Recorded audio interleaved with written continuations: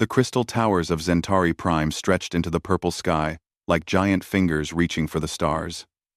Inside the largest tower, 7 different alien species sat around a massive oval table made of polished stone. These were the rulers of the Galactic Council, the most powerful beings in known space. Ambassador Kethvar looked at the datapad in front of him with obvious boredom. His crystal body caught the light from the room's glowing walls as he moved. "Another primitive world," he said with a sigh that sounded like wind chimes in a gentle breeze. "Sol 3. They call it Earth." The other council members barely looked up. They had reviewed thousands of primitive worlds over the centuries. Most were not worth their time. "What do the scouts report?" asked Supreme Counselor Thisik. Her snake-like body coiled around her floating chair as she spoke. Her voice carried the authority of someone who had ruled for over 2,000 years. Kethvar touched his datapad, and holographic images appeared above the table. They showed a blue and green planet with white clouds swirling around it. Third planet from a yellow star. Mostly water. The dominant species calls themselves humans. The images changed to show primitive cities, simple aircraft, and crude rockets. The council members watched with little interest. "Technology level?" asked Commander Vextar, his 4 arms crossed over his armored chest. "Barely past their Stone Age by our standards," Kethvar replied. "They still burn fossil fuels for energy. Their fastest ships use chemical rockets. They have not even unified their own planet yet." Several council members made sounds of disgust. The idea of a species that could not even work together on one world was pathetic to them. "They fight wars over simple resources like oil and land," Kethvar continued. "They have different languages, different governments, different beliefs. Complete chaos. Typical primitives," muttered Thisik. "When will they be ready for contact?" Kethvar did some quick calculations on his datapad. "Based on standard development patterns, I would say 3,000 cycles. Maybe 4,000 if they destroy themselves first." The council members nodded. This was normal. Most species took thousands of years to develop enough to join galactic society. Many destroyed themselves before they reached that point. "File them under Future Settlement Protocol," ordered Thisik. "When they are ready, we will give them their assigned worlds and teach them proper civilization. If they survive," added Commander Vextar, with a laugh that sounded like grinding metal. The meeting moved on to other business. Trade disputes between the hegemony and the consortium. Mining rights in the Outer Rim. The usual boring politics of running a galaxy. But in a small office deep in the council archives, a young archivist named Zix was reading the full report on humanity with growing confusion. Unlike the summary the council had seen, she had access to all the raw data from the scout ships. Zix was a keeper, one of the small gray beings who maintained all the council's records. Her large black eyes were perfect for reading data in low light. Her 3-fingered hands moved quickly across her workstation as she pulled up file after file. The more she read, the more worried she became. The humans were not following normal patterns. Most primitive species developed slowly and steadily. They invented agriculture, then writing, then basic tools, then more advanced technology. It took thousands of years for each step, but humans were different. Their development was not steady at all. It jumped around in strange ways. They had gone from wooden sailing ships to metal flying machines in just 200 years. From the first powered flight to landing on their moon in less than 70 years. Zix pulled up the mathematical models that the council used to predict species development. She entered all the human data carefully. The computer made angry beeping sounds and flashed red warning symbols. "Error," the computer announced. "Data does not match any known development pattern. Please check your inputs." Zix checked her inputs 3 times. They were correct. She tried running the data through different models. The same result every time. According to every model the council used, humans should not exist. Their rate of change was impossible. She looked at recent observations from the automated monitoring stations near Earth. What she saw made her scales turn pale with shock. In just the 50 Earth years since the first Council survey, humans had built space stations, landed on multiple worlds in their solar system, and were testing new types of engines. They had gone from barely being able to fly to having permanent settlements on their moon and Mars. Zix ran the calculations again. At this rate, humans would have faster-than-light travel within another 50 Earth years. They would be knocking on the Council's door in centuries, not millennia. She printed out all her data and walked quickly through the crystal corridors to Kethvar's office. Her small feet made clicking sounds on the polished floor. "Ambassador," she said, bowing respectfully, "I need to show you something about the humans." Kethvar barely looked up from his other work. "What about them?" "They are just another primitive species. Nothing special." Zix spread her data sheets on his desk. "Sir, I think you need to see their actual development rate. They are not following standard patterns." Kethvar glanced at the papers. "Impossible. All species follow the same basic development path. It is a law of nature. But sir, look at these numbers." "Young keeper," Kethvar interrupted, his crystal body flashing with annoyance. "I have been doing this job for 800 years. I know primitives when I see them. File your report and forget about these humans. We will deal with them when the time comes." Zix gathered her papers sadly. But as she walked back to her office, she kept thinking about those impossible numbers. Something told her that the Council was making a terrible mistake. In the depths of space, around a small yellow star, the humans continued to grow and learn and build. They had no idea that a galactic government had just dismissed them as unimportant. They probably would not have cared if they knew. 50 Earth years had passed since the Galactic Council filed humanity away as unimportant. In those 50 years, something amazing had happened that the Council could never have predicted. Humanity had exploded across their solar system like a wildfire. The automated monitoring stations that watched Earth sent their reports every few months to the Council archives. For the first 20 years, these reports sat unread in digital storage. Nobody cared about one primitive species among thousands. But Zix cared. Now, older and more experienced, she had become the chief archivist for primitive species. Every few months, she pulled up the Earth files and watched humanity's progress with growing amazement. The humans had not just reached their moon. They had built cities there. Huge domed settlements that housed hundreds of thousands of people. The lunar cities mined rare materials and built massive ships in the low gravity. Mars was no longer the empty red planet the first scouts had observed. Human settlements dotted its surface like bright jewels. They had melted the polar ice caps and were slowly creating an atmosphere. Millions of humans now called Mars home. But that was just the beginning. Human ships had reached every planet and moon in their solar system. They had built floating cities in the clouds of Venus.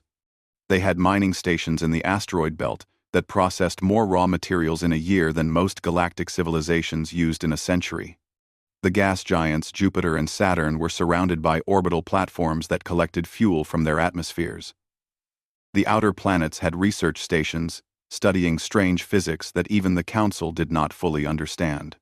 Zix stared at the latest reports in disbelief. According to her instruments, humans had just tested something that looked like a faster-than-light engine. Not a simple jump drive like most species used, but something completely new. Something that bent space itself. She ran the numbers through her computer one more time. The results were clear. At their current rate of development, humans would have working FTL ships within 10 years, maybe 5. "This is impossible," she whispered to herself, but the data did not lie. What the Council had never understood was that humans did not develop like other species. Most galactic civilizations grew slowly and carefully. They followed rules. They learned from their mistakes over many generations. They built on knowledge that was proven safe. Humans were nothing like this. Humans competed with each other. Different groups of humans raced to see who could build better ships, discover new science, or reach new worlds first. This competition drove them to take risks that other species would never consider. When human scientists had a new idea, they did not spend decades studying it carefully. They built prototypes immediately and tested them. If the prototypes failed, they built new ones. If people died in the testing, they learned from the deaths and tried again. Human engineers did not wait for perfect solutions. They used whatever worked well enough to get the job done, then improved it later. Their ships and cities were built with this philosophy of good enough for now, better next time.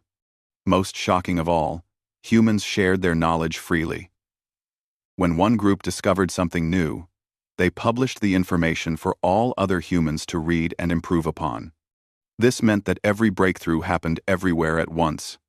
The council species had never seen anything like it. Their civilizations hoarded knowledge carefully. New discoveries were secrets that took generations to spread. The idea of giving away scientific breakthroughs for free was insane to them. But for humans, it worked incredibly well. Zix decided she had to tell someone about what she was seeing. She gathered her best reports and requested a meeting with Ambassador Kethvar. Kethvar's office had not changed in 50 years. The same crystal walls, the same floating desk, the same attitude of bored superiority. Zix, he said, without looking up from his work. What brings the chief archivist to see me? The humans, sir. I need to show you what they have been doing. Kethvar sighed. A sound like wind through broken glass. Are you still obsessed with those primitives? I told you, 50 years ago, to forget about them.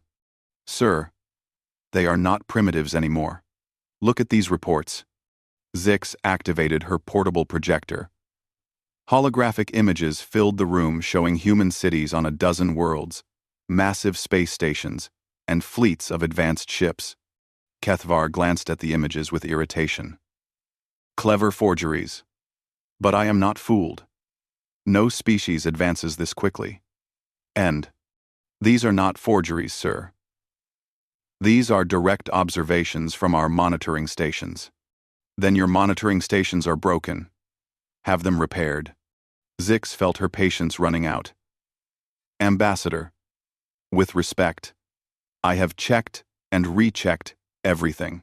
The humans have achieved in 50 years what most species take 5,000 years to accomplish. Impossible, Kethvar stated flatly. The development patterns are absolute. They are based on millions of years of galactic history. One primitive species cannot break the fundamental laws of civilization. But sir, what if the laws are wrong? Kethvar's crystal body flashed bright red with anger. Young keeper, you forget your place. I have observed the rise and fall of 100 species. I know what primitives are capable of, and this is not it. He gestured to dismiss the holographic images. File your report and return to your duties. And Zix, do not waste my time with this nonsense again. Zix gathered her equipment and left the office. But she did not file the report. Instead, she sent copies directly to Supreme Counselor Thisisik and the other council members. If Kethvar would not listen, maybe someone else would. Deep in her archives, Zix kept building a special file. She labeled it Human Development, Impossible but True. Every month, the file grew thicker, as humanity continued to shatter every prediction about how species were supposed to develop. Meanwhile, in the outer edges of the Sol system, human ships began testing their new FTL drives. The first jumps were short and dangerous. Ships disappeared for days before returning with stories of distant stars. But each test was better than the last. Soon, human scouts would be mapping nearby star systems, looking for new worlds to explore.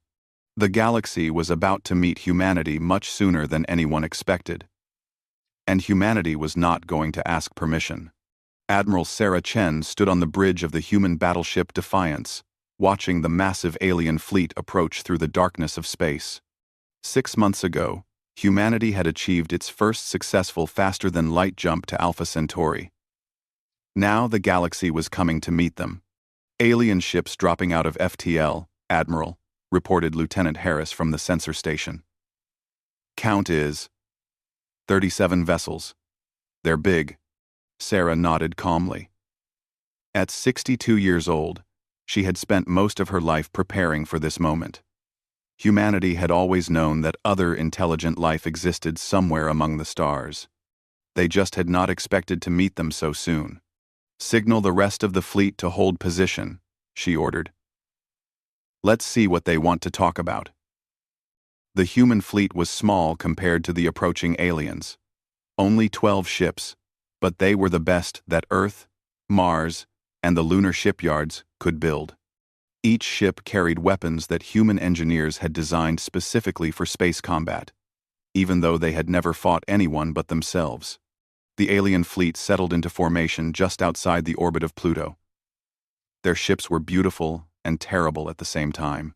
Smooth crystal hulls that caught and reflected starlight like giant jewels. Sarah had never seen anything so advanced. Incoming transmission, Admiral, called Communications Officer Wang. They're speaking. Wait. They're speaking English. Perfect English. On screen. The main display filled with the image of a tall, thin alien made of what looked like living crystal. The creature's face was angular and sharp, with eyes that glowed like blue stars.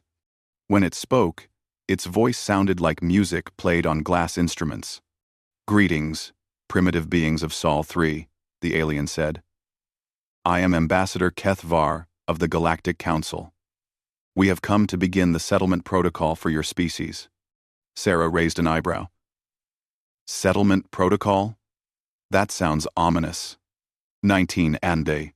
19-6p. 19 Ande. Do not be concerned, Kethvar continued. The process is simple and has been used successfully for thousands of species. You will surrender your weapons and technology to council representatives.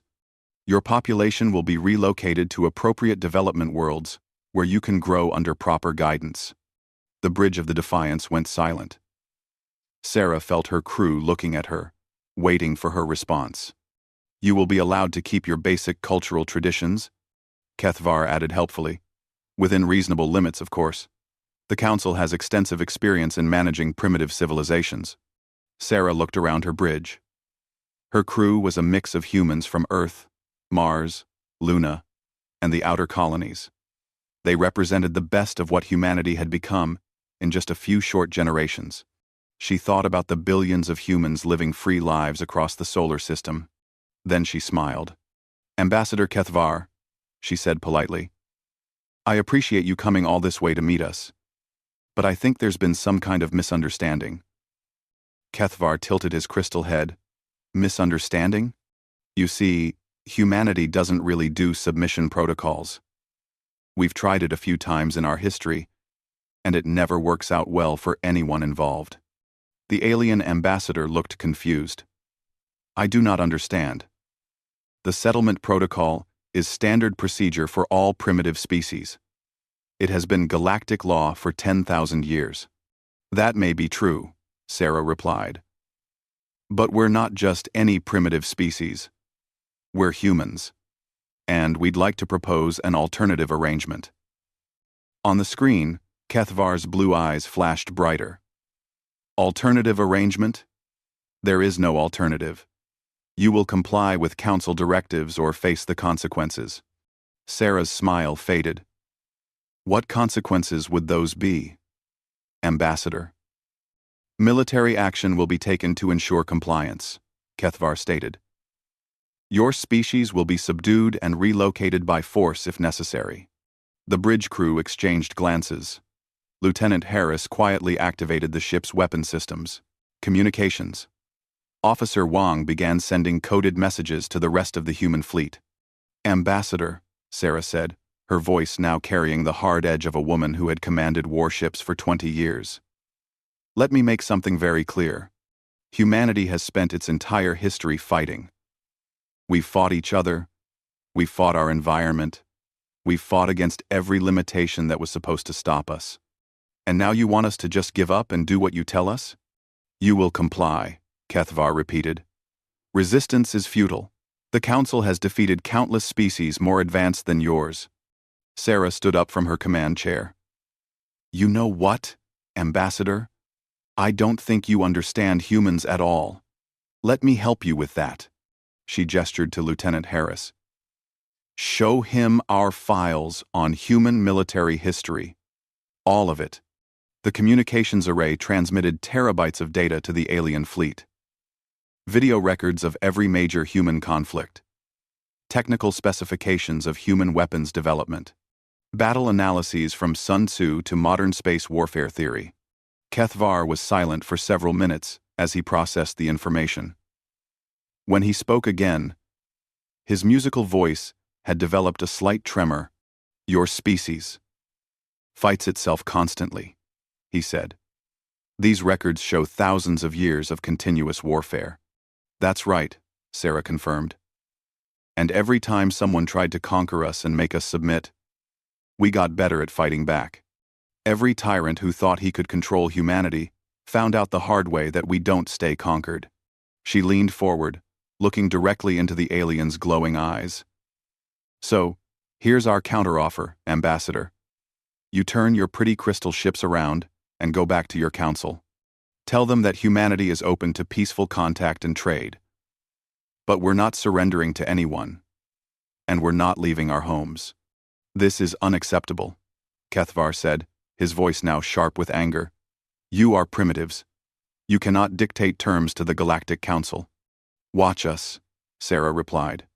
The transmission ended abruptly as the alien fleet cut communications. Admiral, called Harris from his station. The alien ships are powering weapons and moving into attack formation. Sarah sank back into her command chair and smiled grimly. Well, everyone, looks like we're about to make history. Alert all ships. Weapons free. Let's show our new neighbors what humans do when someone tries to push us around. The first interstellar war in human history was about to begin. And it would not go the way the Galactic Council expected. As the two fleets prepared for battle, Sarah thought about something her grandfather had told her years ago when she was a young officer.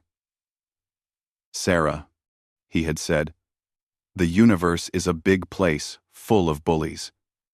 But here's the thing about bullies. They only understand one language, and humans have always been very good at speaking that language. Now it was time for humanity's first lesson in galactic diplomacy. Dr. Elena Vasquez had spent 3 sleepless weeks reading through captured Galactic Council legal documents, and what she found made her laugh out loud in her small office aboard the diplomatic station, Harmony. Maya, you need to see this, she called to her research assistant. The battle at Pluto had been a disaster for the Council fleet. Human ships, designed by engineers who had learned warfare from studying their own violent history, proved devastatingly effective against aliens who had not fought a real war in millennia. Admiral Chen's fleet had captured 7 Council vessels and forced the rest to retreat. More importantly, they had captured Ambassador Kethvar and his diplomatic archives. Dr. Vasquez was Earth's first xenosociologist, a job that had not existed until 6 months ago. Her specialty was understanding alien cultures, which made her uniquely qualified to read through the thousands of legal documents the Council used to run their galaxy. What did you find? Asked Maya, looking up from her own stack of translated files. The loophole we've been looking for, Elena replied, projecting a holographic document into the air between them. Look at this, the original Galactic Council Charter, written 10,000 years ago. Maya studied the ancient text, which their computers had translated into English. Settlement Protocol for Primitive Species. She read, Okay, that's what they've been trying to use on us. Right. But look at Section 15, subsection C. Maya scrolled down through the document. When she found the right section, her eyes widened. Emergent, Civilization status.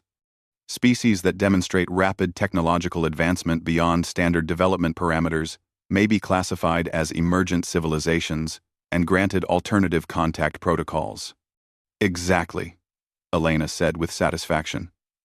This classification hasn't been used in over 8,000 years, because no species has ever developed fast enough to qualify for it. But we have. End quote. Maya grinned. So, instead of being treated as primitives to be relocated, we get treated as, equals, Elena finished. With full rights to negotiate our own terms of contact. But Elena's research had revealed something even more interesting. Hidden deep in the Council archives were records of dozens of species that had shown rapid development similar to humanity.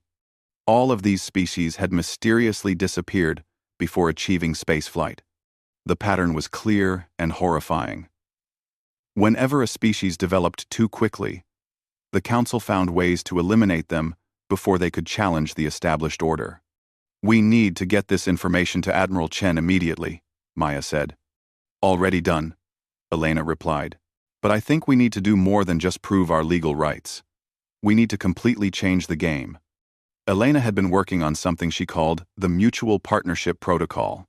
Instead of the Council's system where advanced species controlled primitive ones, her proposal created voluntary associations between equal civilizations.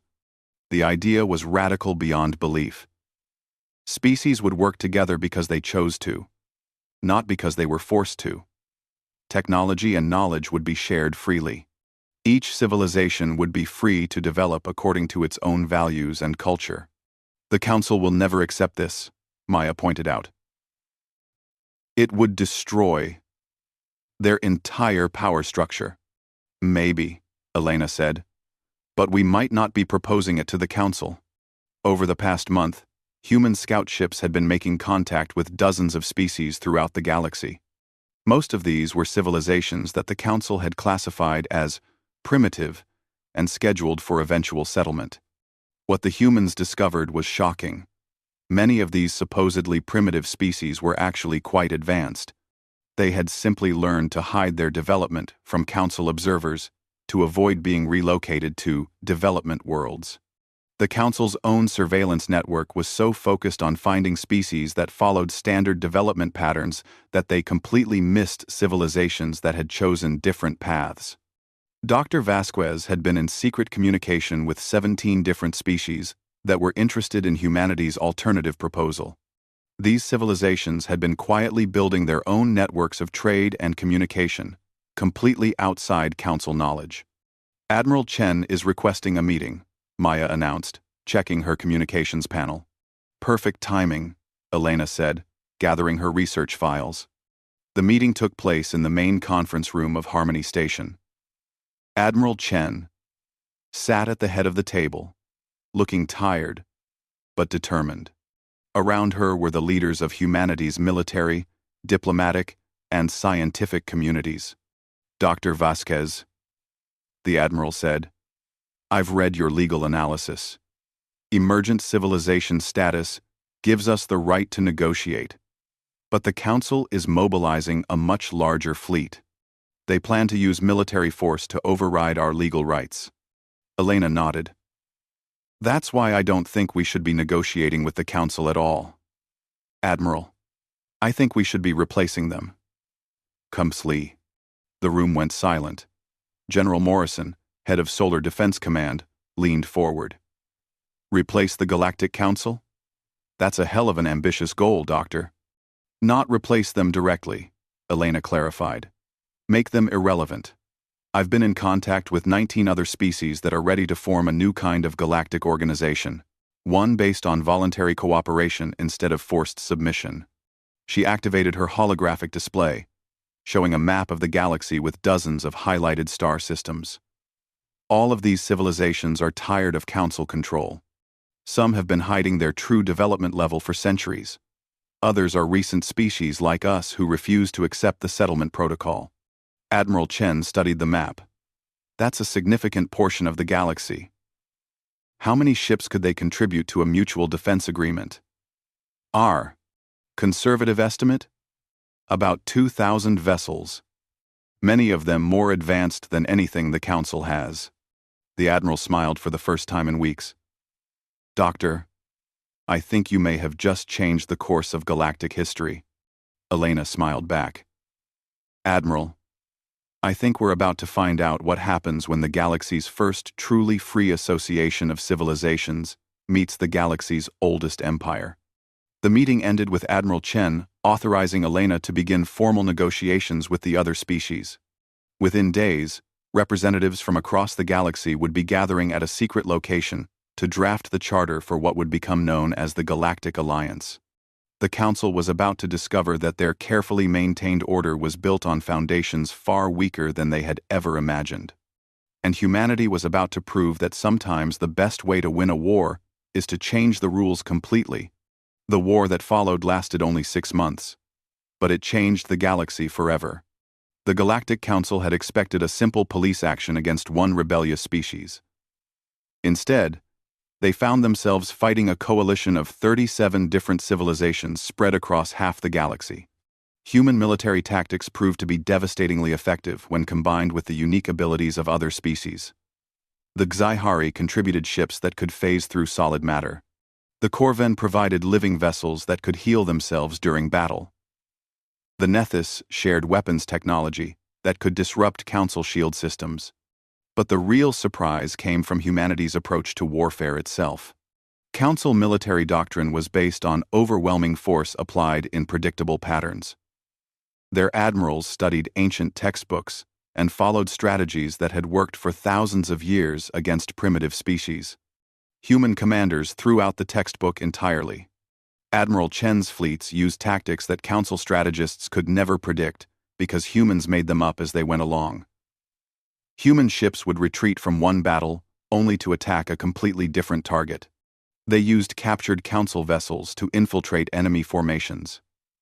They even convinced some Council crews to defect by broadcasting human entertainment programs that showed the benefits of freedom. The most shocking moment came when human engineers figured out how to hack Council communication networks. Suddenly, every primitive species in the galaxy was receiving broadcasts of human music, movies, and political speeches about individual rights and self-determination. The effect was electric. Species that had accepted Council rule for millennia began to question why they needed to be controlled by distant overlords who had never visited their worlds. But the real blow to the Council came from an unexpected source. Zix, the former archivist who had tried to warn everyone about humanity 50 years earlier, had spent decades secretly gathering information about Council activities. When human forces captured the main archive center on Centauri Prime, she presented them with evidence that shocked even Elena Vasquez. The Galactic Council had not simply controlled galactic development.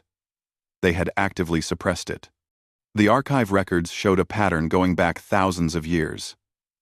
Whenever a species showed signs of rapid advancement or independent thinking, the Council found ways to eliminate them, sometimes through direct military action, sometimes through engineered disasters or plagues, sometimes by relocating them to worlds where they could not survive.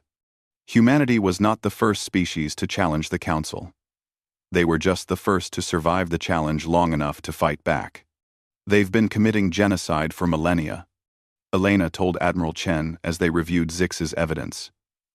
Every species that might have threatened their control was destroyed before they could develop enough to resist. The revelation changed everything. What had started as a war between the Council and the new alliance became a liberation movement that swept across the galaxy. Species that had been loyal to the Council for centuries turned against their former masters when they learned about the systematic destruction of potential rivals. Council fleets found themselves facing rebellions on their own homeworlds. Supreme Counselor Thisik tried to maintain control by ordering the destruction of rebel worlds, but her own military commanders began to refuse orders. The crystal beings of the hegemony discovered that their naturally slow development had been caused by Council agents poisoning their educational systems. The warrior clans of the Vextar found records showing that their traditional enemies had been armed by the Council to keep them fighting each other instead of challenging galactic authority. The war ended not with a great battle, but with a simple message. Admiral Chen broadcast a single transmission to every world in Council space. The galaxy is free.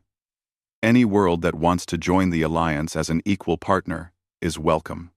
Any world that wants to remain independent is free to do so.